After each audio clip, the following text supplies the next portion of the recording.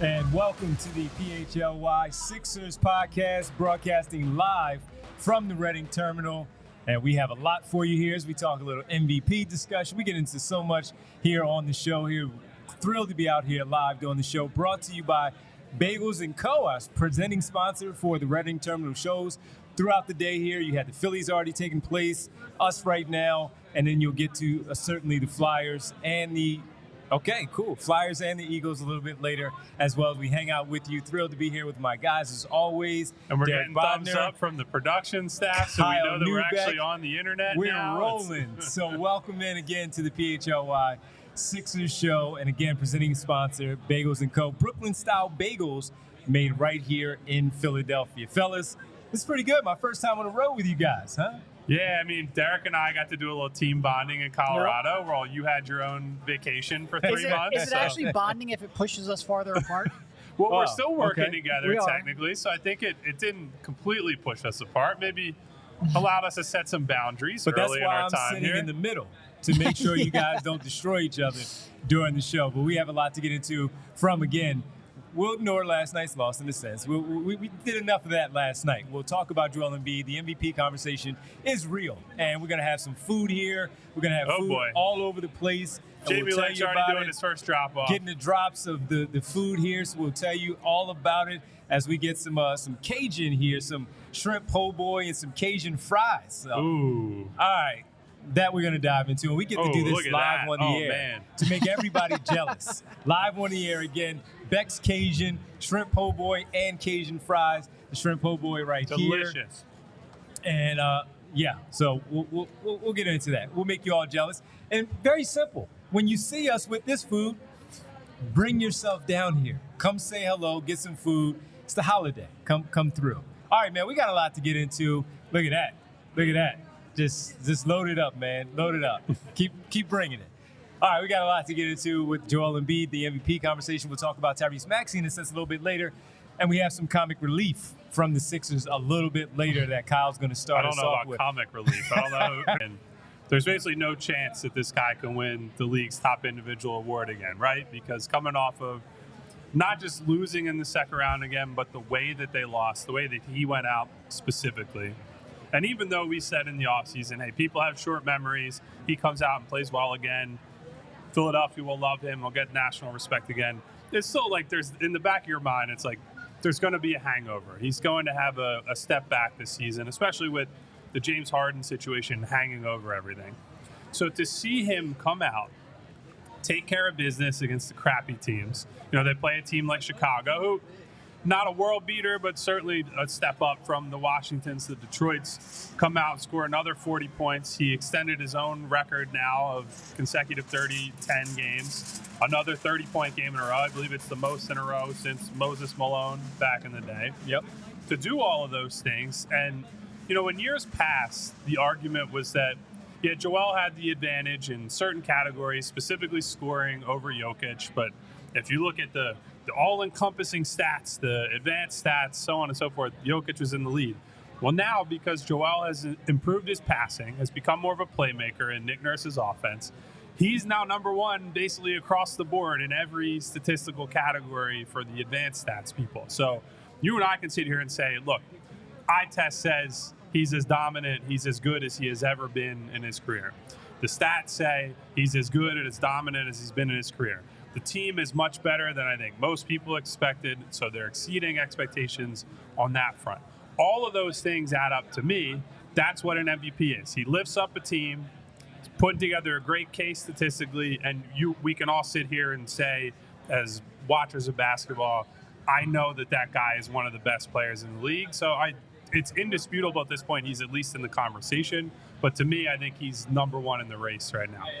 Yeah, I don't even think it's particularly close. And, I'm not a guy who's going to get on this show and just tell you he's the MVP because that's what you want to hear. The 2 years that Jokic won it, I didn't really weigh in because I didn't believe that Embiid was the MVP in those seasons. I did write that he was the MVP last year. I thought he finally had that breakthrough. And look, do you have some hesitation to name him the MVP because of the way they flamed out in the playoffs? Yes, but that's not what this award is about. We're not telling you that he is necessarily the best player in the league. I think Jokic, with what they accomplished last season, would have a very strong case for that. It would be hard to argue against it. He is clearly having the best season, and I think now is a pretty natural time to talk about it. You know, it's not just because they had that 6-game easy stretch. It's not because they had that winning streak.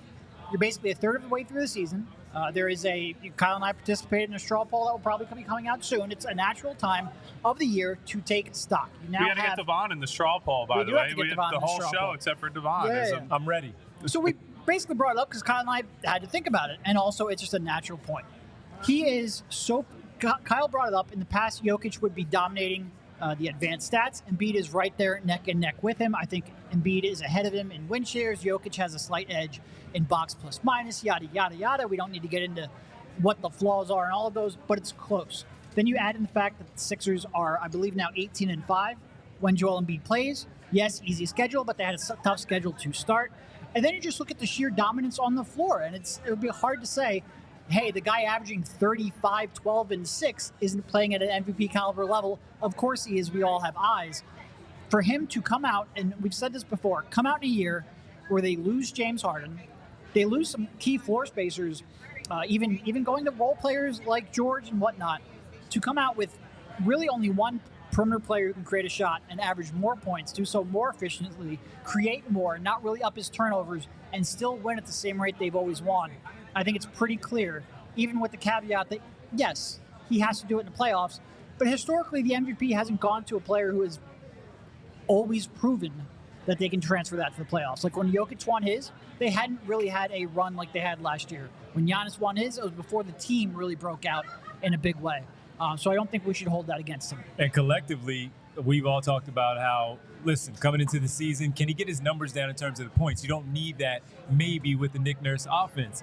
And we've seen Tyrese Maxey take that next step. You see other guys averaging double figures and shooting the ball pretty well so far throughout the entire campaign. But even though he is now averaging 34 points, it's very easy. He's doing it where he's not playing in fourth quarters, and he's very efficient. He's not taking a lot of the bad shots that were frustrating when we've seen him over the past couple of seasons, when the conversation, again, has been about when is he going to win this first most valuable player award. And if he were to do it again this year, the second consecutive, and win it this year, the way things are going, it seems like it would be discussed a little differently than it has been in the past. Not because he's not talking about it publicly and championing himself for the award and saying how much, what else do I have to do kind of conversation. He's just going out there and doing it. Now, mind you, we're not at the end of the season when those conversations will still be there, where the coach may do it, Daryl Morey may do it, his teammates may do it, and he might have to answer those questions again. And I always backed him in the past because I felt like he was asked, he's always honest, he told you what he thought. And I always felt like he was getting destroyed a little bit too much for his honesty. And also, again, who wouldn't want the best award in your why would profession? you not care about being named Exactly. the MVP? Yes. Derek, that was always my argument, whether he should say anything or not. Yes, he's defending himself because he should want that award. All right. That by the way, some of that was he's being contrasted against Jokic, right? Yes. Jokic publicly is a guy who downplays any kind of accomplishment that's about him. Right.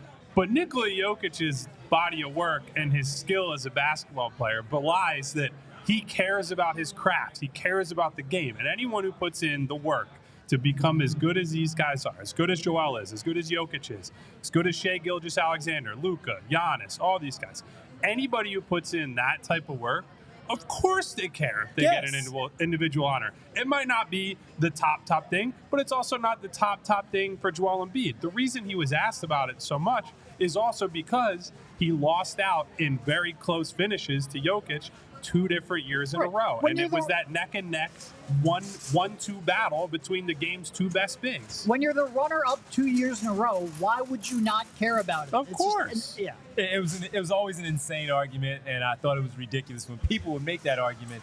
And I would always come off as if I was defending him when I would, like you guys would do the national stuff. I would do some national stuff, and I'm like, Guys, he was asked the question, what do you want him to say? No, I don't want it. Don't you? No, please give it to somebody else. The show that you have me on, don't you want to win the #1 award for the show that you're on? I want to win every single thing I can. We want to be #1 in basketball podcasts. We'll take it.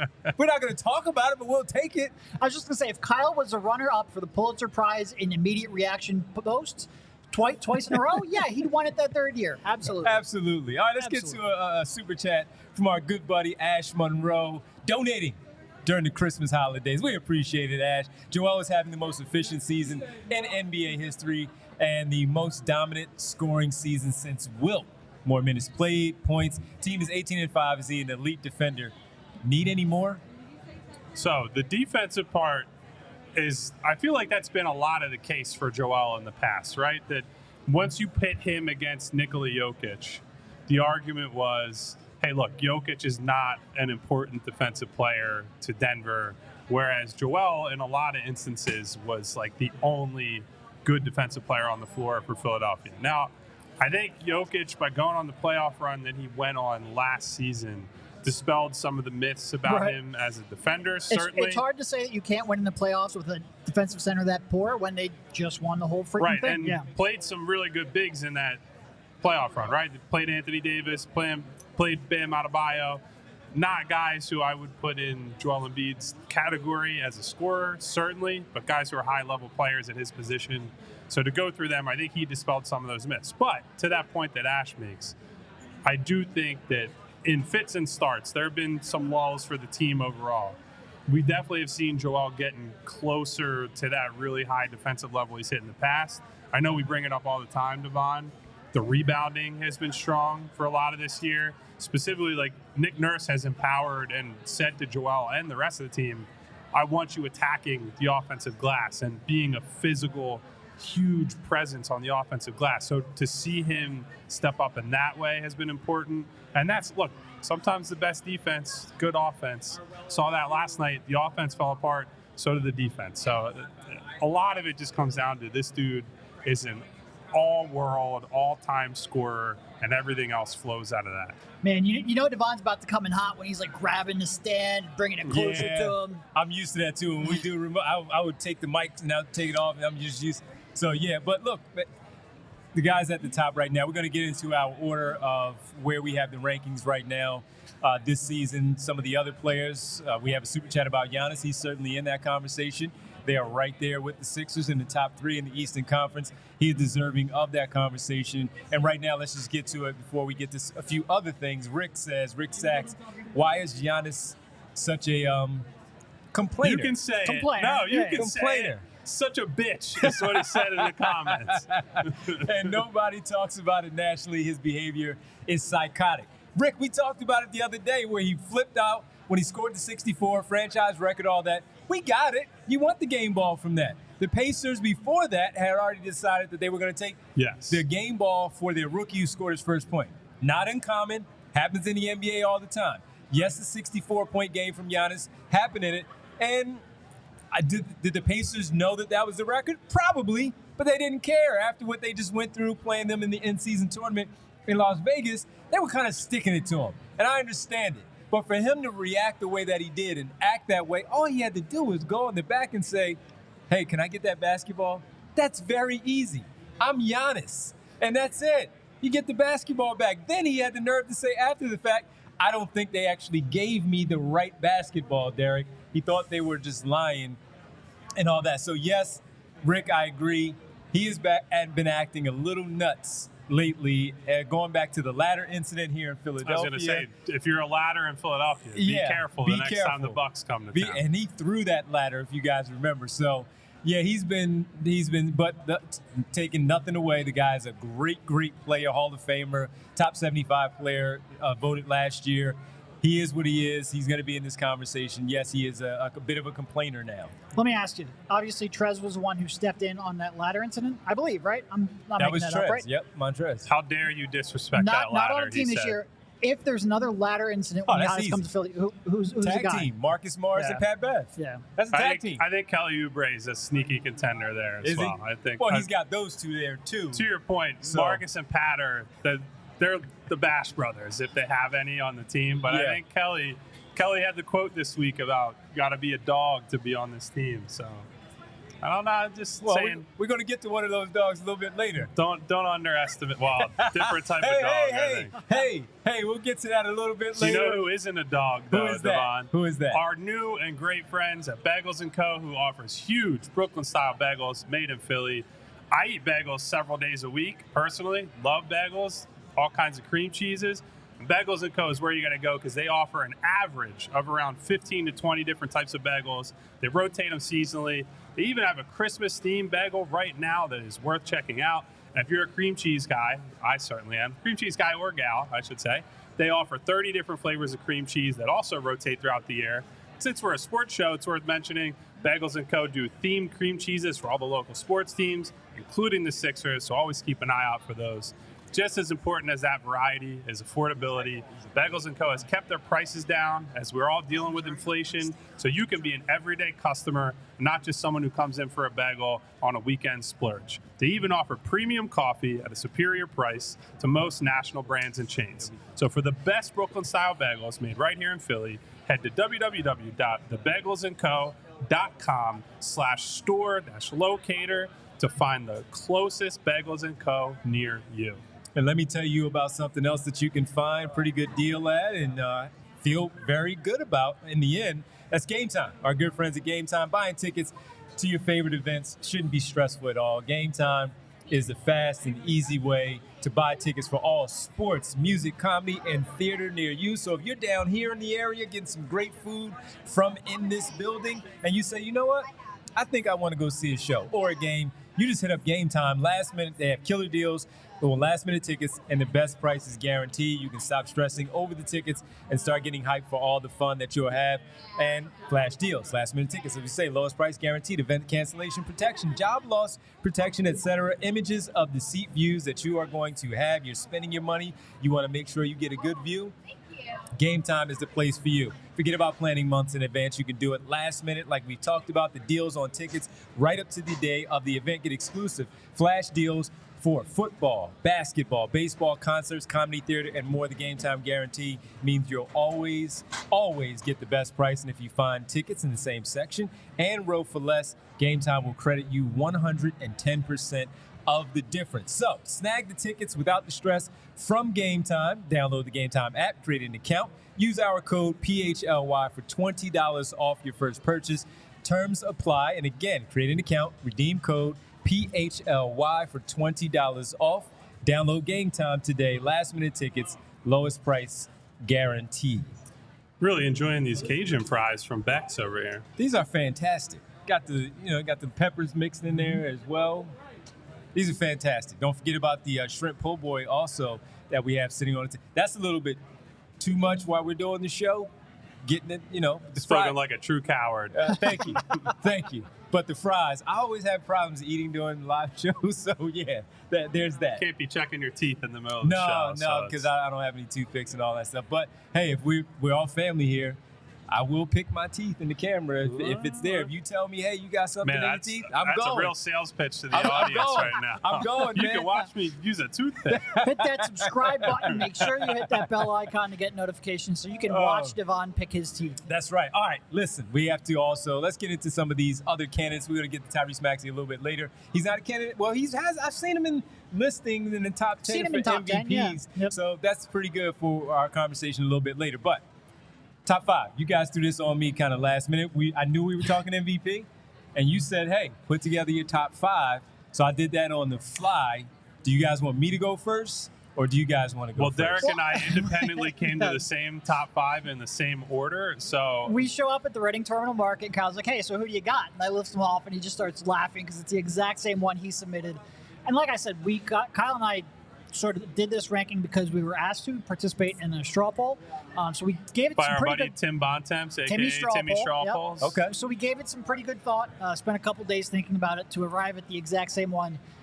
It's a little bit surprising, but It's fun, sure. So maybe you go first, just because you might have a little bit of a. You want me to give my here. top five, or you want to go one, see where we go? As we saw last time. I want you to give your top five. We all agreed Joel Embiid is number one, right? Yeah. Okay, so I went with him number one. Number two, I did go with, let me see, I had it because I've written it down just to make sure. James Harden? Was James Harden too? He was in the mix, No? yeah. I had Giannis. Nico Batum after last night? Ooh, Giannis I had too. Giannis number two. Wow. I had Giannis 2. I went with Jokic 3. Shai 4. Shai Gilgeous-Alexander from Oklahoma City Thunder. And I had 1 in there, but I wanted to change it, and I was going to put Luka Doncic 5. I had Jayson Tatum 5, but I was going to go Luka Doncic 5. So you have the exact same 5 we have, just reordered a little bit. Yeah. Okay, so where did you go, Derek? Well, I mean, we went with Embiid 1, Jokic 2, Shai 3, Giannis 4, and Luka 5. Okay. I think, despite all the weirdness with Giannis, he's been tremendous this year. He has. And the issues have mostly been Dame and the rest of the team, not really on him. Yeah, so for them to be number 2 in the Eastern Conference and the job that I think he has been phenomenal. I mean, he's shooting, and not only is he averaging 31 per night, but he's shooting 62% from the field. Yep. I do think Dame being there has opened things up for him. Like Kyle said, most of the problems have been on the other side of the floor. He hasn't necessarily maybe solved some of those problems as much as maybe like an early career Giannis would, but it's not really his fault either. In fact, you could argue he created some of those problems by asking the Bucks to hire a bozo as the head coach. Yes. So, like, I feel like that it moves him down to at least 3, but I have him at 4. So I think that's fair, given that he pushed that hard for Adrian Griffin to be the head coach, who has shown he is a little over his head right now. So we all have Shai Gilgeous-Alexander in there, and the step that he has taken from the player that he was, coming out of Kentucky to LA, getting to the Clippers, traded to Oklahoma City Thunder, and for a lot of last season, folks, before they really turned it up and pushed for the postseason, there was conversation of, is he now going to eventually ask for a trade now? Got his extension, got a max contract. Is he now going to ask out? And they've done the right thing. They put a lot of really good, talented young players around him. Mark Dano is a coach that I had no history of anything with Mark. He's a pretty good coach. Yeah. And he has really had them playing at a very high level, right there in the top 3 in the Western Conference standings. And he is that good. I never thought, as much as I liked him coming out of Kentucky and all the Sixers conversation of that 2018 draft, I never thought he would be this, though. I never thought he would be an MVP conversation guy where we're talking he's going to be a 10-time All-Star, he's going to be an All-NBA performer, all of that stuff. I did not see this. It was the weird shot. It was the slow-mo kind of game, not Kyle Anderson slow-mo, but slow enough where you're like, how is that going to work in the league? These things happen in the league. Kevin Martin with the weird shot, Sean Marion, all that stuff. These things happen. This guy's good. This guy's damn good, and he deserves to be in that top 5 for you guys, top 3. I feel like I probably overrate him slightly because I love watching him play so much. Like, the craziest part about him is that he averages almost 31 points a game, and he barely takes threes. Yep. Like, this is an old-school basketball player that it's a weird word to use, but, like, he just slithers around guys. Like, he gets you leaning one way, and then he pauses and holds that foot and goes right under you or goes over you or takes a step back. Like, his body language and his mechanics are so unorthodox that I don't think anyone is truly prepared to guard him.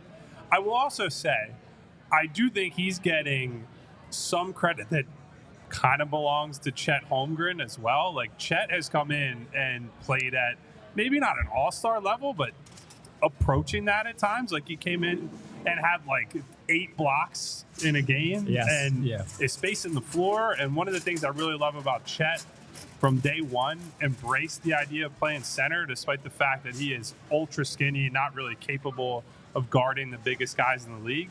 I like that he's tried to take that challenge whenever he can.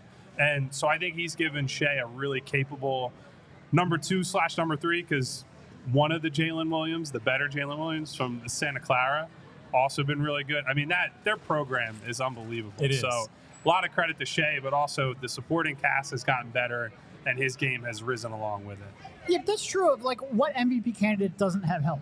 No, and this was sort of like the argument we made a couple years ago, because Kyle and I have been pretty high on Shai for a while now, and I think Shai ended up in the top 5 of MVP voting last year, but the big holdback was, well, he's not winning enough games. Well, in order to win games, you have to have more talent around you. Like Embiid is in part a MVP contender because Tyrese Maxey is helping them win games as well. Chet probably doing it at a different level, but Shai has earned it. Like he's averaging 30 per night. If you look at the on-off, an MVP part of that is your role with the team.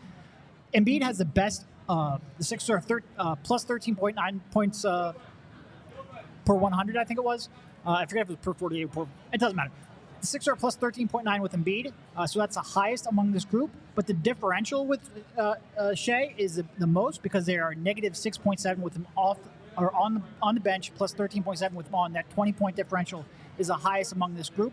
He is the engine that stirs everything with that group. Offensively, obviously, averaging 30 per night. Defensively, Kyle brought this up the other day. He's leading the league by a mile in steals, getting them out in almost transition. 3 steals a game. Almost 3 per game. Crazy. He's like a transition offense unto himself. Everything they do is centered around him. The fact that he has help, I'm not really going to detract from that. No. It's just, again, you should have help. That's the whole point of it. When you're in a good team, you recognize for your individual talent, but also because your team is playing well. And the guy's just phenomenal. Again, I didn't see it. Did you guys want to get into the whole Sixers thing from 2018 with Shai Gilgeous-Alexander again? Wow. Because, Derek and I have talked about it at length in the past. One, I wanted to be like, I'm going to plant my flag on Shai Island coming into that draft. Yeah. And I didn't because I was scared about the shot. And in fairness, as a three-point shooter, he still is like, there's no real volume there. And if the Sixers draft him, what does he look like on a team with Joel, mid-post, elbow, offense type guy, versus playing next to Chet, a guy who's going to space the floor for a lot of the game, be more of a pick-and-roll guy when he does go to the rim. It's interesting. But why I held up, and this is where I went wrong, was like, well, they're still trying to figure out what's going on with Markelle Fultz. Yes. And hindsight being 2020, you just say, well, don't throw good money after bad. Draft the guy that you think is going to be a future star at guard, because the guy you just took as a future star at guard completely disintegrated before he even took the floor on an NBA game. And you also still had Ben Simmons. Yeah. And I was actually really high on Shai coming into that. I think I had him ranked 8th or 9th, which was higher than consensus, higher than he ended up going. And even I looked at that and said, I might take him just because he has more star equity than almost anyone in this range. In fact, I'm pretty sure I wrote that. But I understand the hesitation because that jump shot is a real question mark. Still, this deep into his career, it's a real question mark. You would obviously take it, but when you didn't know of the upside, if he was just a good player with a questionable jumper, that would be a tough fit. So I understood the hesitation, even if he was still, like I said, I think pretty high on my board, even for the Sixers, just because I thought there was some star upside that you weren't getting with other players. And look, there was a lot of talent there at that spot, and they really couldn't go wrong because of where they were, a team that was a playoff type squad, right? So with that being a playoff squad, they weren't ready to win, but they were getting there, and they could have chosen from a number of different players. Shai, they decided to pass on. He went to the Clippers. Or maybe McHale, not like anybody on this show has a connection to him, or that they actually drafted him and then decided to trade it. I was fine with them drafting him, and then they ruined our night, So I was doing the draft show while it was happening. You guys were there. I saw you guys there. Yeah. And I'm texting back and forth. I don't know if you guys even know the story. I was texting back and forth with his brothers and his dad since they were in New York, at the table and all. His dad was at the table. The brothers were in the stands in the front row. But we were like, all right, see you tomorrow for the press conference. and then we all know what happened. Went a little 25 minutes later, yeah. So, but hey, Michael Porter Jr., the back issue, Shai with the shot. A lot of missed opportunities. Opportunities. Kale, you take them, and then you send Kale to Phoenix. And also, if they had they got a first-round pick for moving back in that draft, if they had used that first-round pick differently. You mean not trading it for future All-Star Tobias Harris? We'll get to him, and more specifically, not trading it for future contract Tobias Harris as well. And then have to give it to him because Jimmy Butler decides to leave, and you can't let both leave. So someone has to get paid. So good job right there. We kind of skipped over Jokic, I feel like, right? I was going to ask about Jokic and even Doncic in the mix, but Jokic, Denver's, taking a little step back, and he's had some games where he hasn't looked like Jokic, where it's uncommon for him to have a game like that, but he's still great. He was still, before those types of games, he was still there, right there with Joel at the top of the ladder there for MVP. Yep. And he's another one. When he goes to the bench, Denver's just a completely different team and way less effective, even when he's having a down year. Yeah. And I think his true shooting's down about 10%. Like he is. And part of that's just he was otherworldly in terms of a high usage, efficient player the past couple of years. Some of that might just be random luck or lack of luck. But he's still so important to everything they do. He's still the smartest basketball player on the planet, the most creative basketball player on the planet. And he's still incredible. I could not drop him any. Like, he's averaging 26, 12, and pretty much 10. And they're also 18 and 10. Right. Like they've had some struggles, but they're still and very I'm just good. not sure, like, they're 100%, like, worried about the regular season like some other teams are. Specifically, like, Thunder are maybe. They're trying to prove yourself. They've proven themselves. He might be, I don't want to say coasting, but not putting the same kind of emphasis other teams are. He's still incredible. But that sort of, like, drop in efficiency and a little bit of downplay of late is why I dropped him to 2. It's just that's as far as I could go. And to that point, Derek, they're also trying to bring young guys along more. Like Strother has been coming on recently. Mm-hmm. And some of their struggles as a team is because they're going through that development process now because they know that they need these guys in April, May, potentially June to make that kind of run again. Well, before we get into Tyrese Maxey and the other All-Star, let's talk about you really tried it. You really tried it. Maybe you can find a bobblehead from our good folks at FOCO. While we're on the road, typically we're in the studio. You see the bobbleheads and all the things behind us that we have in the studio. Leading manufacturer of sports and entertainment in merchandise with a product line that includes apparel, accessories, toys, collectibles, novelty items, and more. Great for holiday gifts, by the way, folks. Best officially licensed gear for all sports and fandoms. It's football and tailgating season. Big game next Monday for the Philadelphia football team. They got to get things together. You want to have Every your game's overalls. a big game now from after now all on, these. If you want your overalls, hoodies, hats, sunglasses, bags, everything you need for the games, FOCO has you hooked up. They hooked up PHLY as well and provide some awesome pieces for our sets. Again, back at the studio, and you'll see those later tonight when we do have, in fact, a Flyers post-game show a little bit later with the guys. FOCO always has our back for Philly sports, and they have yours too. Get the best gear around by using the link in our description for all non-presale items. Use the promo code PHLY10 for 10% off.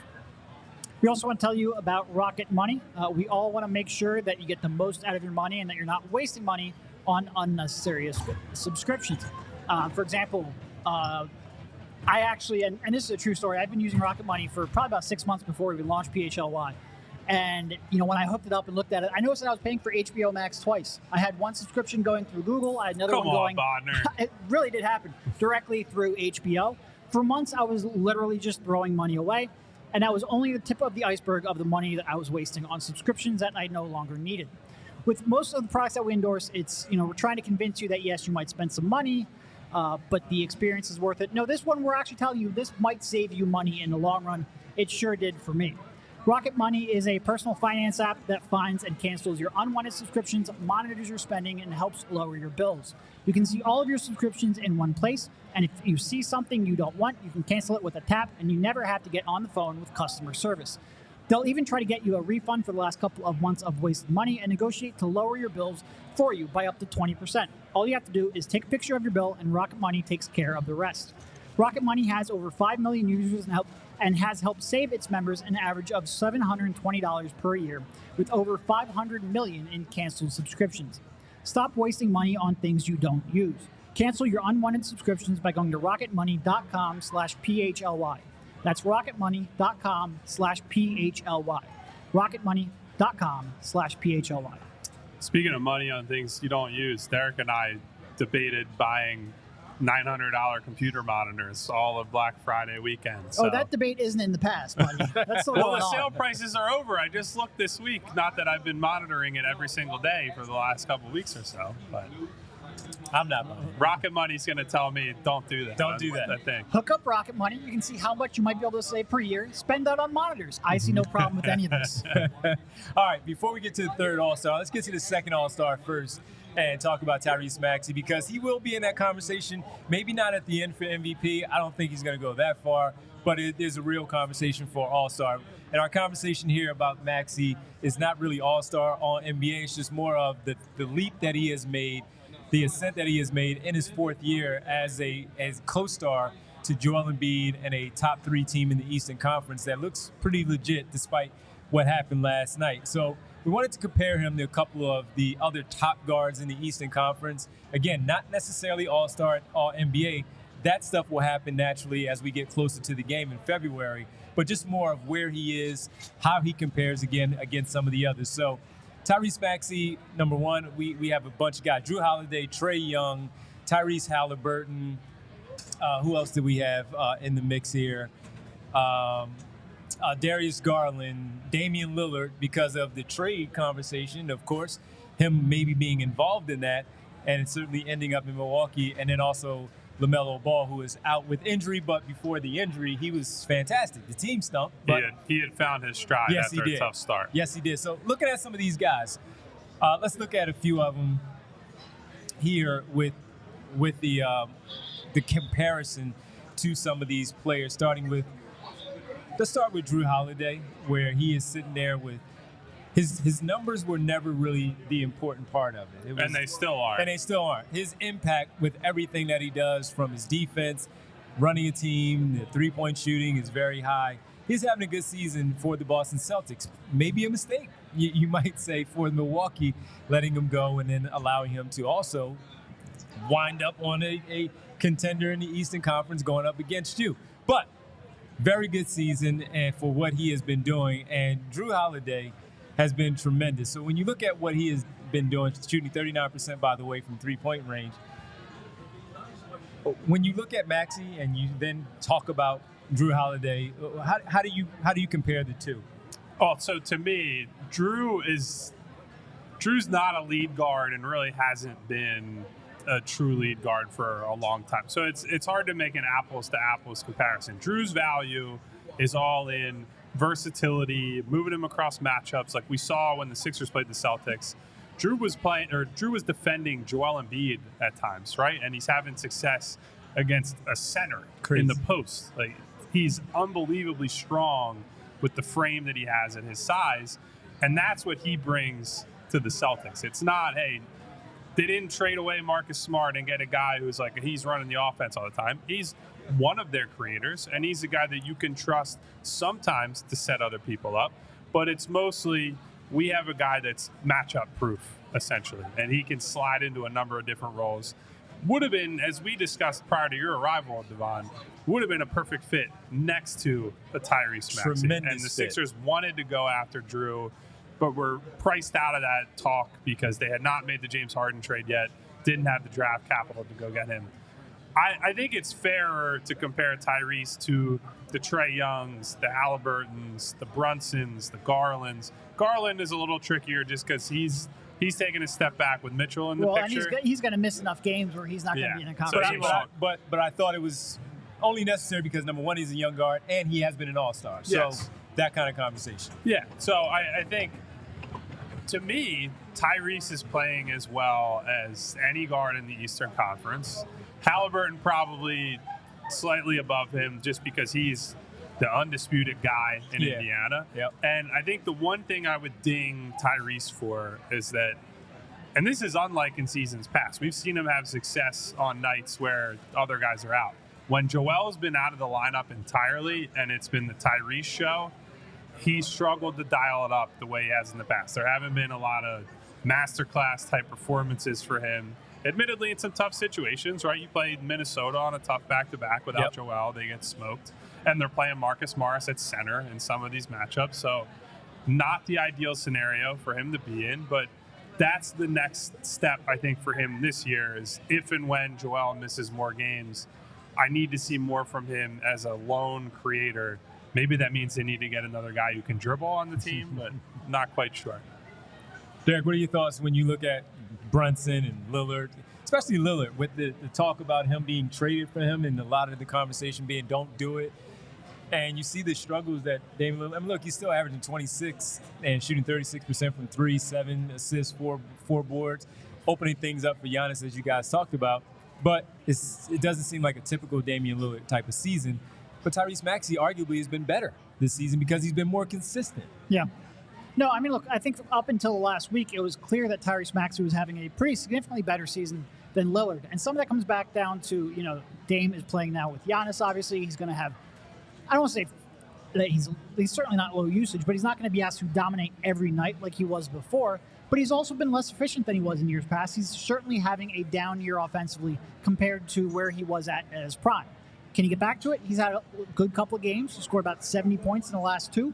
And with Maxey trailing off, it's made it a little bit closer. But I think so far, throughout the course of the year, I think it's pretty clear that Maxey has had a better season. Now, can he fend him off for the rest of it until we get to actual all-star voting? I think he is. I think Haliburton is the one who's clearly ahead right now. I think he should be in that all-star conversation.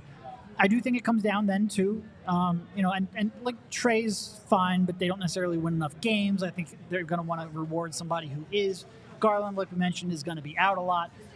Knicks are up and down, but I think it's going to come down to Maxey or Dame. I do think Dame has the name recognition where you probably give him the edge in terms, certainly when you factor in fan voting. But I think it's pretty clear that Maxey, based on how he's played so far, unless there's a big change, should be in that all-star conversation. I think he should be on the team, quite frankly. Yeah, right now I would say he's probably one that should be on the team. And, typically at the top, you'll get 2 or more from the top 2, top 3, and you can argue that for the top 3 guys from Boston, Milwaukee, and Philadelphia, that each of them have 2 guys. Jalen Brunson, that's one name that we brought up with the Knicks. Maybe sneak into the conversation, but he might get bumped out because of other positional groups, the front court, and some of the players there. But it's a fascinating conversation, fascinating thing to watch because Maxey's assists at 6.7 assists is pretty good, and we know how good of a three-point shooter he is now at this stage of his career. It's really fun to watch and fun to see him in the conversation with these other names that are in the Eastern Conference. Yeah. So the leap that he's made as a passer would have been we'd be over the moon if you would have told us in August, September, or whenever in this offseason that Tyrese would be a pretty reliable and almost 7 assists a night guy, right? Yep. Now, are there steps forward he needs to take as a passer, hitting stuff over the top, making more wrap passes as he gets all the way to the rim, skip passes, things of that nature?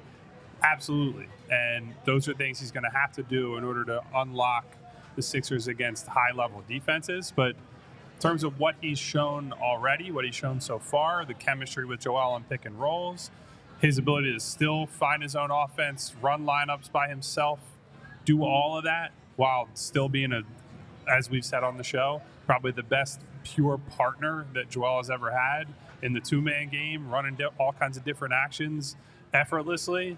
I think clear all-star case, might even have an all-NBA case when it's all said and done, but a lot of that's going to come down to what is their record? Can he keep this level of play up over the course of, the next 60-ish games that they have left? And we're going to see where the chips fall. Well, Derek, we got about 5 to 7 minutes left of the show, and we need to make sure we give Kyle some time to talk about the third Sixers All-Star. I was given a sign that I'm not really allowed to drop F-bombs or curses on this show, so I'm not sure that that rant is going to happen. As you guys look at the graphic of Maxey and the other players there with the numbers that they have, make sure, check it out. So, so we have plenty of time, actually, to talk about the third All-Star. Now, look, mind you, I'll say this. I will say this about him before we get into this part of what Kyle wants to go off on. Derek, do you have anything to share before we go down this road? We can sit back and eat while he does it. I don't know about all that. Hold on. Listen, in 2019, I believe it was, I thought in the first half of the season when Embiid and Simmons made the All-Star team, I actually thought Tobias Harris, if he didn't have that dip in January, was the representative over Ben Simmons at that time because his numbers had dropped. His defense was still the same, and he did what Ben was doing. But I actually thought that Tobias Harris would get the nod if he kept it going. Ben Simmons, I felt, because they were the number 1 seed right there going into that break, so you knew they were going to get 2. And I thought Harris was phenomenal for that first portion there, and I thought he was going to get the nod because Ben was too inconsistent. You knew Embiid was going to get voted in, and that's what it was going to be. Ben Simmons eventually made it. The coaches voted him in. Tobias Harris did not. Later on, he decided that in an interview, I think it was this summer, where he said that he thought he should have made it about 3 times already. That I disagree with. I only had one where I thought he should have been given that opportunity. And now the Sixers put out. Kyle, please take the floor. Yeah, I was going to say, the reason we're talking about this is because the Sixers put out a tweet. Bree, can you pull up the tweet from the Sixers? Maxey, Embiid, and Tobias from this morning. They said the race to do that, right? They said the race to Indy starts now, meaning that they want you to vote for them for the All-Star team. Now, that is what set Kyle up on this rant. Yeah. That is why we were bringing it up on this show. Who's Maxey, of course, is the foot race, but if there's a race, how far is the separation, Derek? Would Tobias participate in the race, yes, or would he only take 3 steps and then decide he was done for the night? Because that's the real question here, right? It's like, are you actually going to participate in the race? Well, go for it, man. Listen. Look. It's All-Star Day. Voting starts now. All teams are going to push for their people, right? And we're going to see it from a lot of other teams who are going to shamelessly plug guys who don't really deserve to be in the All-Star game. But this is the thing that irritates me. Tyrese and Joel both have ironclad, should be or should at least be considered for the All-Star game. To throw Tobias in this graphic, it's like that 3 dragons meme, that it's like the 2 angry dragons and then the dragon with the eyes going in 2 directions and its tongue sticking out. Like, that's Tobias here. We're coming I think he's off. Even on the same side of the graphic, right? I think that's perfect. It's set up perfectly. I think that's a dragon on the right. You should have just made him make the face on the graphic so he could have matched it. The worst part about this is that the timing could not have been any worse than it is dropping it today. We just Why is that? We just sat through a game where Tobias Harris scored 3 points in a 48-minute game and took 3 total shots that came on 1 make from the field that he had in like the first 4 minutes of the game. And again, I've said this dozens of times on this podcast already. I never have a problem with if a guy misses a bunch of shots, like Kelly Oubre had a poor game against Chicago, right? A lot of that is just he missed shots. He was open, ball swung his way, rises up, confidently misses. I'm okay with guys having tough nights and dying on their sword. What I can't live with is a guy making $40 million a year taking 3 shots as the third option on a team that lost a game by 4 points. You have to have no situational awareness, no idea of what's going on the floor to not look around at some point and be like, man, I really need to get going. Like, how do you do that? You mean like Game 6 of the semifinals last year? Well, it's the same reason that I think James Harden. Was that the same thing? I don't know. James Harden has earned his reputation as a playoff choker for the same reason. It's not because he's gone out and had a bunch of like 3 for 20 games. It's because like that Game 6 against Miami a couple years ago, he just disappears for an entire half at a time. Well, the ball never found him. You run the offense. You're one of the most important people on the team by stature. Clearly from this tweet, the team recognizes that the political value of promoting you and making you feel good is important. So maybe you should recognize that you're important to the team at some point and take a damn shot. Like, what are we doing Can here? you imagine if Jalen Hurts last night was like, well, I never had a chance to make a play. The ball never found me. Like, what do you mean? Well, listen, that's a whole nother – after he's coming out saying we're not committed enough. That's a whole different can of worms. It's like – you want to do a 5-man? Okay, buddy, go do another photo shoot for Jordan and then come back and throw another deep shot to A.J. Brown when you need 10 yards late in the game. Like, sorry. But something that's just pissed me off just because the other 2 guys have earned their rightful place in the promotional sphere for the Sixers. And by the way, last year, as good as Maxey was, he wasn't all-star ready. No. So the Sixers put out. And I thought James Harden probably got snubbed last year. Right. I thought But he that was deserved my to be an point. all-star. He and Embiid were on that promotional picture that they put together for the voting last year, and it was well deserving. Even though he missed time, he was deserving of being in that conversation. And my point is, they made room for just two. They didn't force the third, which was Maxey, even though he had a decent start to the season. Here, they absolutely Like, did Terrell Harris say, this. hey, we'll let you sign him at a discount this summer if you put him in this graphic? I don't understand. So that was actually going to be my question to you, Kyle, because I think, first of all, having him on there detracts from the other two and makes the conversation about what it shouldn't be. Do you think it's in part relationship management, though? If they're that worried about their relationship that if they don't promote Tobias Harris for the All-Star team, he's going to melt down, then all this stuff that we say about him as a locker room guy, as a chemistry connector, all that stuff, none of that matters. Like, if he's this sensitive about something like this, I would find that insane. I understand your point, Derek. I'm not saying that you're wrong for bringing it up. But I think that would be an insane reason to put him on. I'm only saying it because that's the only reason I can think for putting a guy who averages 16 points per game and shoots like 2 threes per night on an MVP and that's like material. all he does. That's the thing, too. It's not like Tobias has been this Swiss Army knife. Oh, he's got like 6 assists a game. He's become a completely different player. He's the same guy he's always been. What are we doing?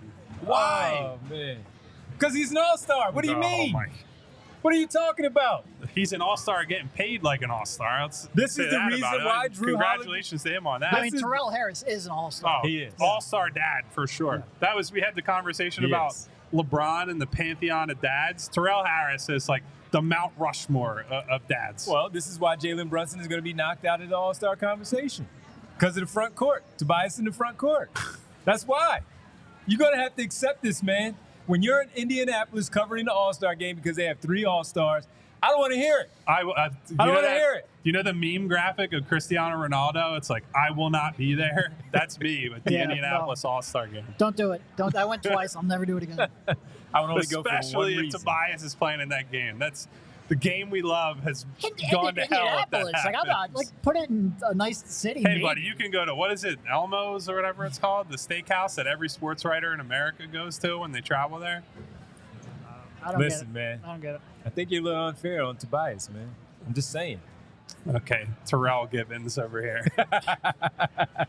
Or Devon Harris, either one. You pick which one you want. You know he's going to see this and he's not going to be happy. I am not going to make the Christmas card list for the Harris family. And look, I feel bad to an extent because I like Tobias as a person. We always say that. He's a good guy. This is not. I doubt that he went to Sixers social team and was like, hey, admin, I really need you to put me on that graphic for All-Star. So he gets the flack that this is really directed at the comms team, I would say that. Yeah. Well, it's directed. Comms team, yes, but it's also directed at him because he scored 3 points last night on 3 shots. That's for damn sure. That's why. If the comms team put him on there and he had 30, they might be like, you know what, perfect timing. Even though he may not be deserving, he dropped 30 last night and helped them win the game. Look at that damn graphic on my screen. I can't take it anymore. I can't take it. I hope they get bullied into deleting the tweet, but I doubt they will. No, they won't. Because next is the more of well, this. because then it becomes a news cycle that why did they delete the tweet? Of course. Like, you can't do that. No, it's too late now. 2-minute warning. Al says, Devon, you can't say that with a straight face. I did, Al. I tried my best. But Kyle was on. He was going. I had to go on the other side. I had to change it to the other side. I thought I was the contrarian. Meanwhile, Devon is making Tobias' all-star case over here. For 2019, I was, but not for right now. No.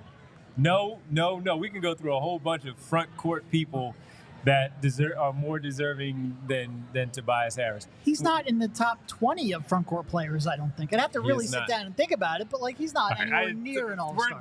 We're getting piling on territory. What's his at numbers? What's his average this year? 16. 16? No. It's not good enough. Let me put it this way. He's not in the top 20 of Eastern Conference players. Not of front court players. I'd have to sit down and think about it more, but he's not anywhere near an all-star. That was like Troy Weaver getting ranked 7th in the executive poll. The 7th, best executive in the Central Division? Well, I think the way I responded was the 7th best Troy in Pistons history. Like, what? I don't even know how many Troys they've had in Pistons history. Yeah, I was about to say, I couldn't even think of any Troy's? I mean, that was sort of the joke. It was, but now you have me thinking because we just know so many players. That I'm trying to think: Troy Hudson, Minnesota. All right, Clippers. we're not going to end the show right. trying to rattle off Troy's here. All I think we have to move on. Let's rattle off the flavors of crumble cookie we trade Tobias for. Go. That's just bad, man. Bad timing. Bad timing. It's bad timing. I just want him to shoot. That's all I want him to do. He can win me over just by taking open shots. How reminiscent of that game last night was it Game 6? I'm being honest. Because Game 6, remember, he had those shots in the first quarter. He got in his own head after he missed them, and he never shot the ball again. Same thing last night. We've seen this movie before, Yes. and that's why every time we see it again, it gets more and more annoying. Even though he's nearing the end of that contract, as we near the end of our show, I can't do it anymore. I'm sick of it, and that's why the graphic set me off so much today. It was perfect.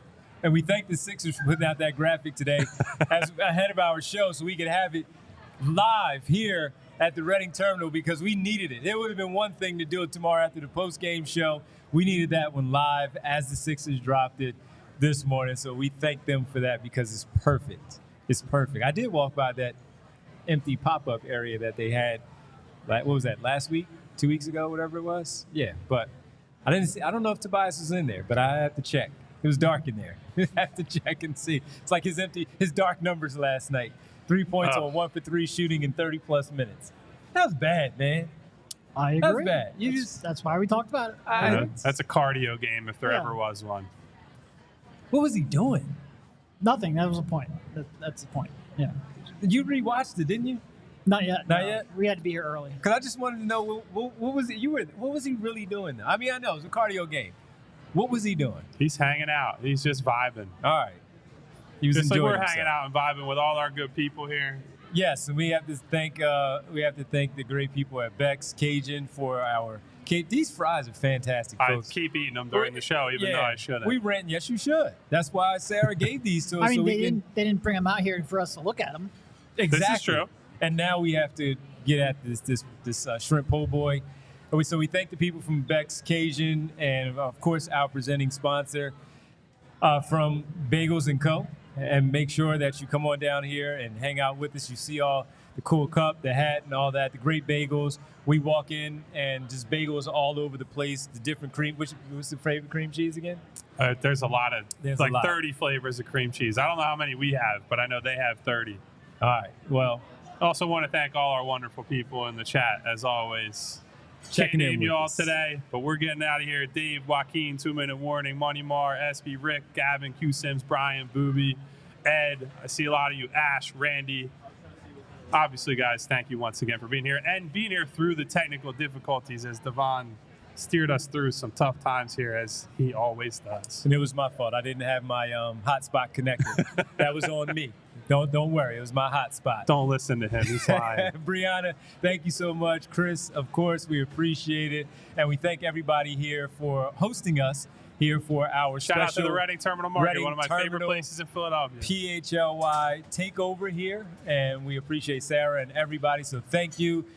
Derek, Can you just Kyle, get to the end of it so I can have lunch, please? We'll be back tomorrow after the What are you Sixers doing? host Minnesota. It's going to be a fun game. Kyle will connect with you from the arena. For Derek Bodner, Kyle Neubeck, I'm Devon Givens. Make sure you stick around for Flyers, Eagles, all of it, NFL, right here on the PHLY podcast, right here. Have a good rest of your day. We all silly like the mayor.